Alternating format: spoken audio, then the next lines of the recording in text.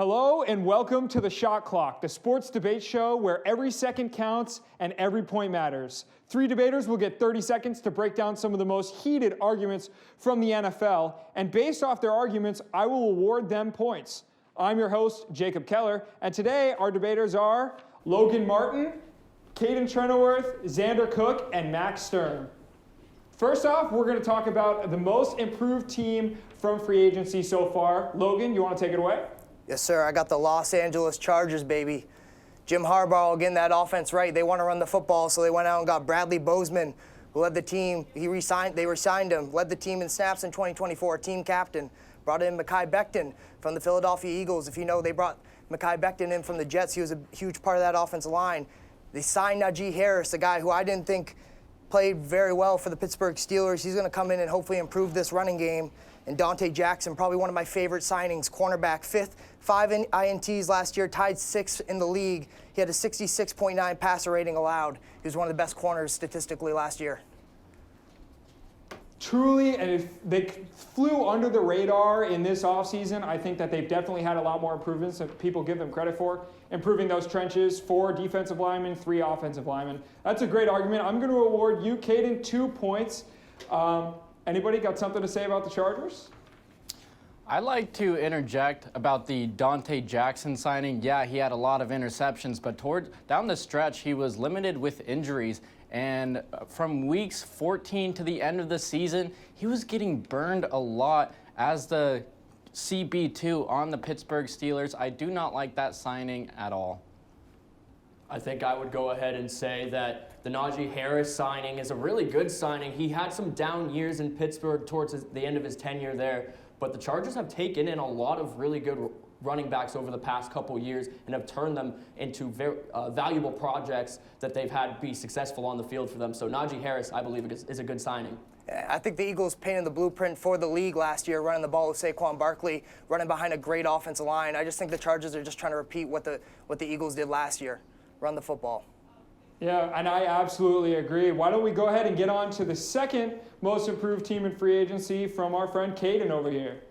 I got the Washington Commanders. I know Zander's not going to agree with me. It's not the favorite pick because they were in the NFC Championship. But this is a team that could have been written off that had a miracle season last year. They went 0 to 100 almost too quickly. And then you look at some of the people they signed. They got some great depth, and then they got all pros, Deebo Samuel and Laremy Tunsil. These are guys that are going to make an impact. Yeah, you can say, hey, these guys are wearing down. They're towards the end of their career. But when you really look at it, these are guys that impact the team. The ceiling is so much higher now than what it was. This is a team that is going to be improved and going to make an impact. That floor just rose. That ceiling went higher for the Commanders. I absolutely agree with you. A lot of underrated, once again, defensive signings. They got a couple of guys, actually, ironically, from the Patriots, including Dietrich Wise, Jonathan Jones, Jacob Martin. Some great players. What do we have? I think I'm going to award you, actually, Kaden. I'm going to award you 3 points for that argument. I do like the Commanders.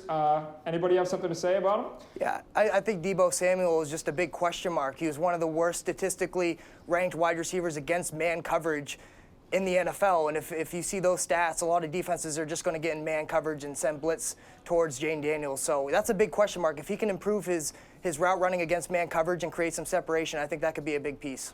That's true, but if you put him up with McLaurin at a wide receiver too, just run him in the slot, let him do his RPO stuff, I mean, what can you really do against Deebo Samuel when you open up that offense, except for him being a solo guy where Ayuk's either hurt or out?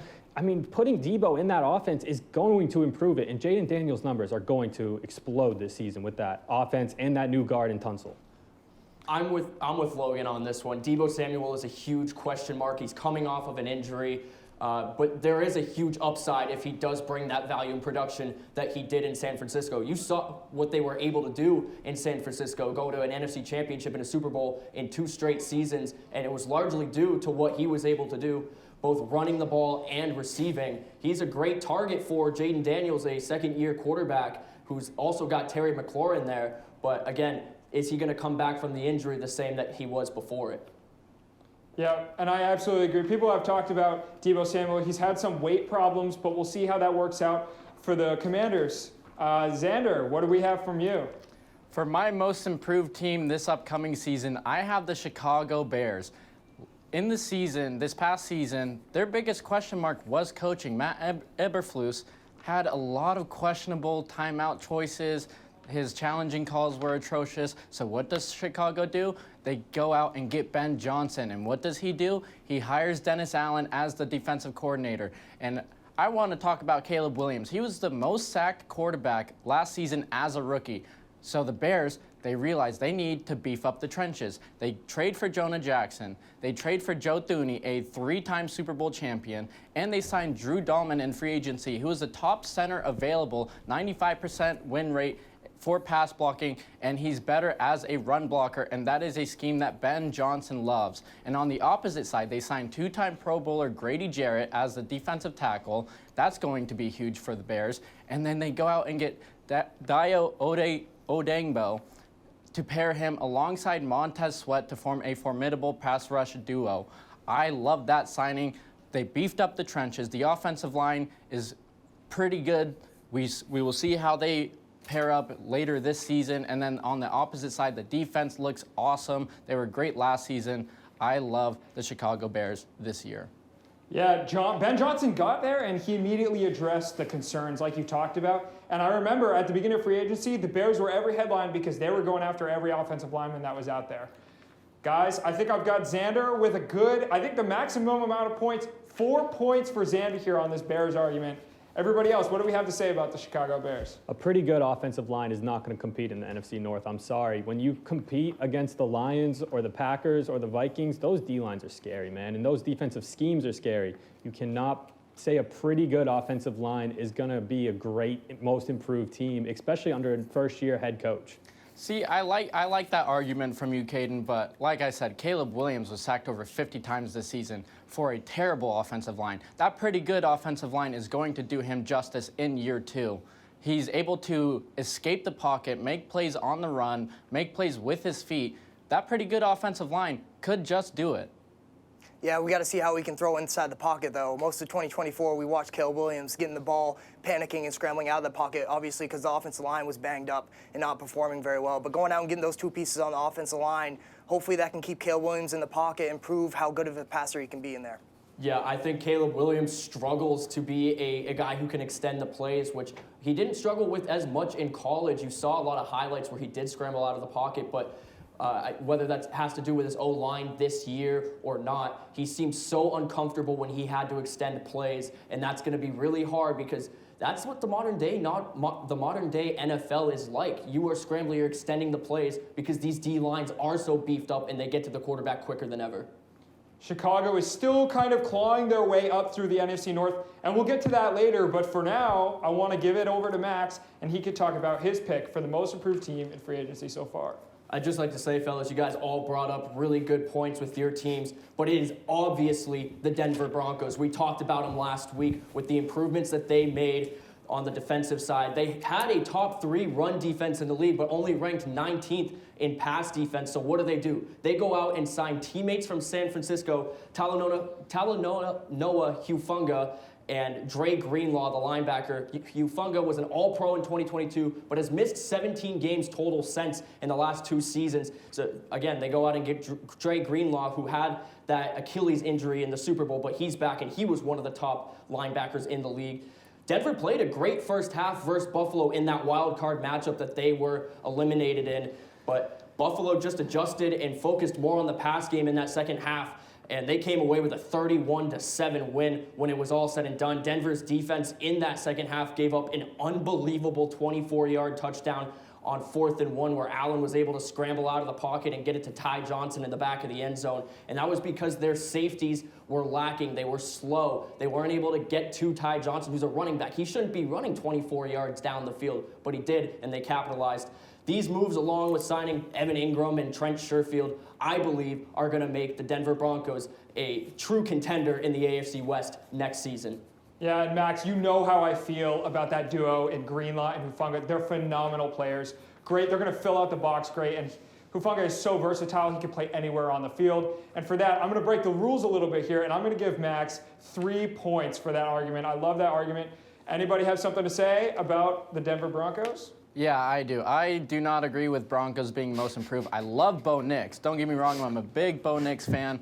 But the two signings, Hufanga and Greenlaw, those are two big question marks. They are rattled with injuries throughout their career. Greenlaw is coming off a torn Achilles. Who knows how he's going to perform off of that huge injury? And then Hufanga with the torn ACL. It's tough to come back from these injuries. Are they bigger question marks than Caleb Williams? I like Caleb Williams' game as a rookie. 23 passing touchdowns, only 6 picks, and a better roster surrounding him. I like Caleb Williams.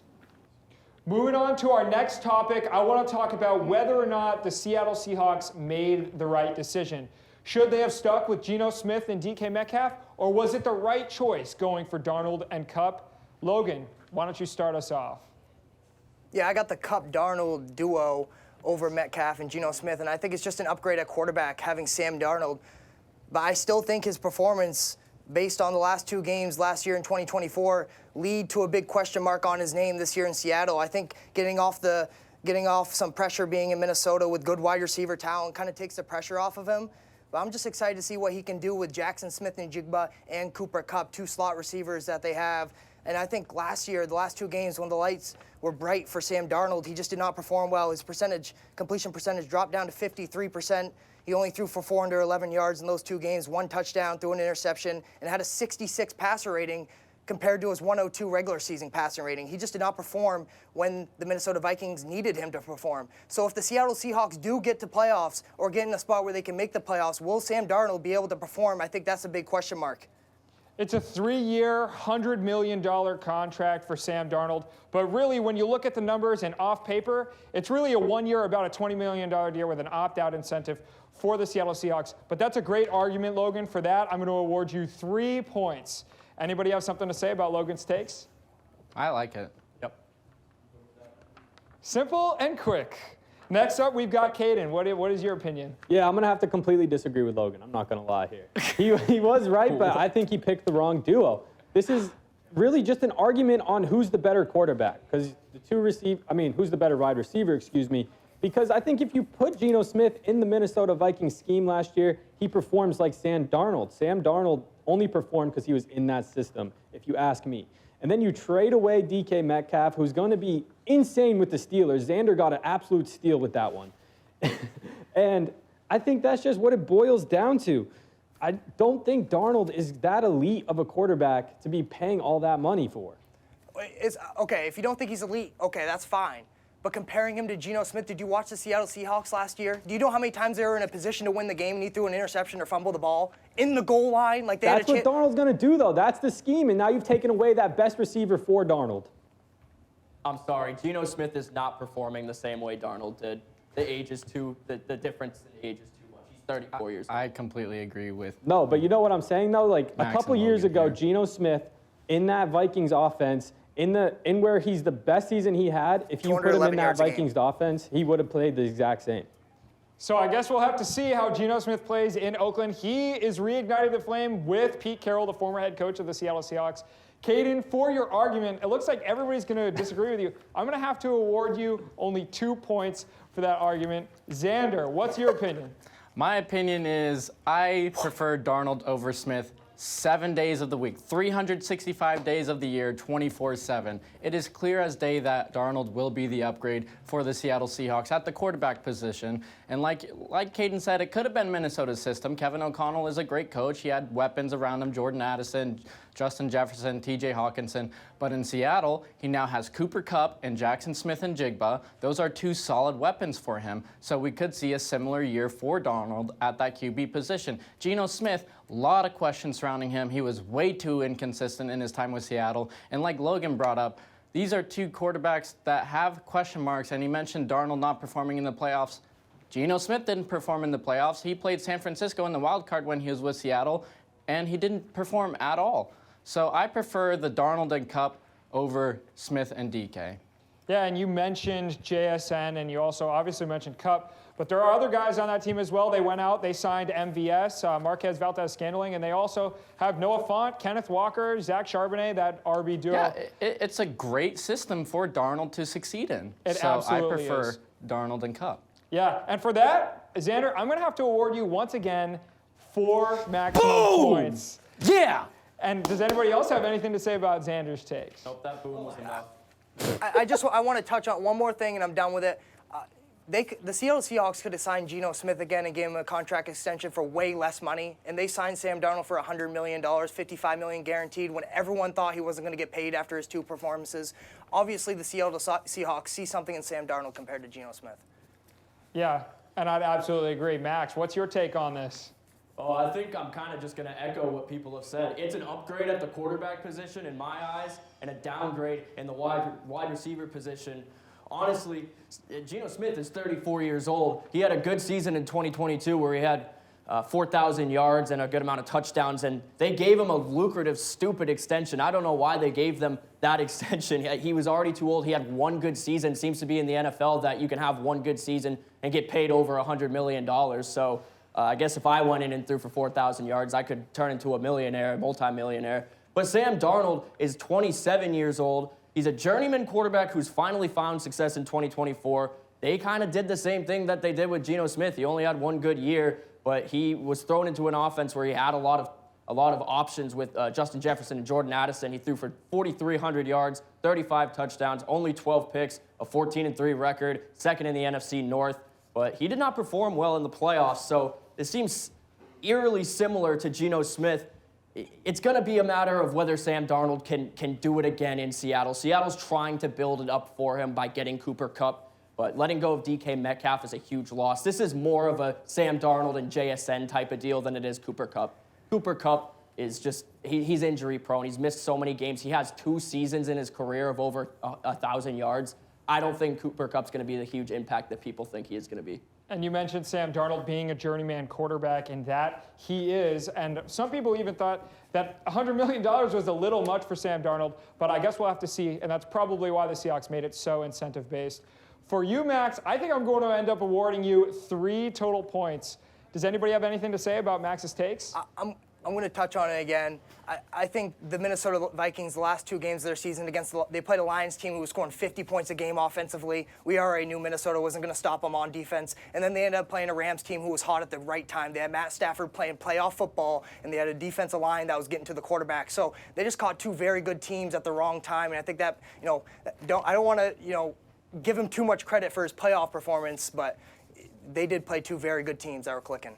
And what speaks volumes to me about Sam Darnold is you just have to listen to the way Kevin O'Connell talks about him. In the pregame or in the postgame victory locker room celebration, Kevin O'Connell was raving about Sam Darnold every single time, and Darnold would hype up his teammates, get them ready. He's a proven leader, and I love this deal for Seattle. Now, let me just make it clear that the only reason right now that with all the evidence and stuff we've seen that I think this is an upgrade is because of his age. Geno Smith's going to be 35 this year.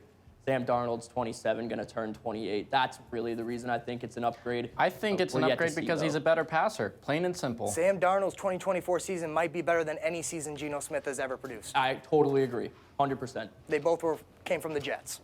All right, and we're looking to go to a break. We'll be right back with the final showdown on our 2 top point getters. We'll be right back. Everywhere that we go, he makes people laugh and makes people smile, and I feel like I have that quality. He's the one who always takes me fishing. I watch golf with him. I watch him cook, because when I grow up, I want to be a cook too. We have the same faces like this.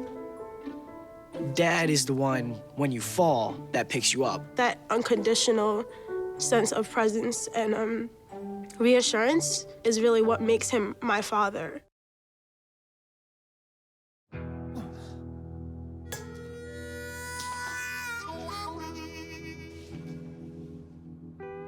Get caught buzz driving, and you could do some hard time. Craig, knock it off. Sorry, Mom. It could cost you around $10,000 in fines, legal fees, and increased insurance rates. And that could set you back a few years. Buzzed, busted, and broke. Because buzz driving is drunk driving. All right, and we're back with the shot clock. I'm your host, Jacob Keller, and today I'm joined with our 2 top point getters, Zander Cook with a perfect 8 points and Max Sturm with 6 points. Today we're going to be talking about whether or not the Chicago Bears can compete in the NFC North. Zander, you want to take it away? Yeah, I do, and I think they can compete in the NFC North. Yeah, the Vikings shored up the trenches, But the biggest question for Minnesota relies on the QB position. Can J.J. McCarthy bode well in that system? We don't know that because he got a season-ending injury in preseason. On Green Bay's side, Jordan Love, he was inconsistent to start the year, and the only thing that saved him was a Toyota-thon. Detroit, they just lost Ben Johnson, their amazing signal caller, and who is he coaching? Oh, that's right, the Chicago Bears. Bears moved on from a defensive-minded head coach. Now they have an offensive-minded head coach that will benefit Caleb Williams. They shored up the offensive line. They shored up the defensive line. They're going to compete for sure. Yeah, and I absolutely agree. I think something that people don't really consider a lot is that Ben Johnson loss, like you mentioned. Going from a rival, the Lions lose that, and then to the Bears, he's a great offensive mind to have, and it's going to make a big difference. Max, what's your take? Do I think the Bears have made appropriate moves to kind of build themselves up to be contenders in the NFC North? Absolutely. Do I think that they even give the Lions a bit of a chance or a bit of a run for their money in the NFC North? Not a chance in heck, we'll say. The Lions hired Ben Johnson. He's one of the best candidates that there was for head coaches. It's a fantastic move. The Bears jumped up ahead of everybody to snag him at the right moment. He's known for his unique play calling. We saw it in Detroit with the creativity that they had, so many hook and lateral plays. But I just don't know if the Bears have the personnel for that. They went out and they got a bunch of guys to help Caleb Williams on the line with Jonah Jackson, Joe Thuney, Drew Dowman. They have a lot of good guys up front now, and they have Braxton Jones at the left tackle position. I just think that there's a lot of concern on the defensive side of the ball right now. They have some good pieces with Montez Sweat, Grady Jarrett, and Tremaine Edmonds, but I just don't think that they're at that point yet. They were a 4-win team last year. They're not going to compete with the Lions, and I really don't think they're going to compete with the Packers. I'd have to disagree with you there. I think they do have the personnel for it. They have DeAndre Swift at running back. He is an elusive running back. Caleb Williams is a stud. He's only going to get better as time goes on. They have DJ Moore, who's a Pro Bowl receiver. They have Roma Dunze as a number 2 guy. They go out and sign Zacchaeus, who's an amazing slot receiver. He had an awesome year with Washington, and he can play punt returner, and he can play running back. That's a system that Ben Johnson likes to plug in, and that defense, where's the questions? Like you said, Tremaine Edmonds, awesome linebacker. Montez Sweat, Odangbo, that's a great pass rushing duo. Grady Jarrett, he can get to the QB, he can make plays, he can stop the run. And that secondary is awesome too. I mean, outside of Jalen Johnson, who's their secondary? That would be my question. And then on the other side of the ball, if you want to talk about like wide receiver ones, I don't see DJ Moore as a valuable wide receiver one, and not for the long term. That's for sure. And I don't think they're going to get it done this year. The Packers are too good, and the Lions are next level, above every other team in the North by a long shot. I don't know. I don't know about the Packers. They have a good system. That's a young and talented team. But like I said, they started off the season ice cold, and they finally got hot in December. So if that happens again, who knows? Maybe Chicago is already above them come December and January. Last point, the only thing that's going to get the Bears up there is if Caleb Williams has a Joe Burrow-esque season like he did when he was coming off his injury, and they turned the team from a 3-win team into a 12-win team. That was improbable, though. I don't know if we'll ever see something the likes of that again that we saw in Cincinnati. Like I said, in his rookie season, we saw some impressive things from Caleb Williams, and the reason why people like to dog on him for it is because we all expected him to be a 30-touchdown passer. No, you don't expect that out of any rookie. It's not possible. Like, the most touchdowns thrown as a rookie is like 27 or 28 touchdowns. We're not going to see him throw 35 his rookie year. He's going to have an awesome year. Max, I think I see your point the most clearly. I think there's too much of a concern with Caleb Williams and his age, having to expect a Joe Burrow-esque season out of him in order for the Bears to even compete. I completely agree with that. And for that, I think that Max Sturm is going to completely spoil Zander Cook's perfect score in the first 2 rounds. And that's going to wrap it up for this week's edition of The Shot Clock. I'm your host, Jacob Keller. Have a great day.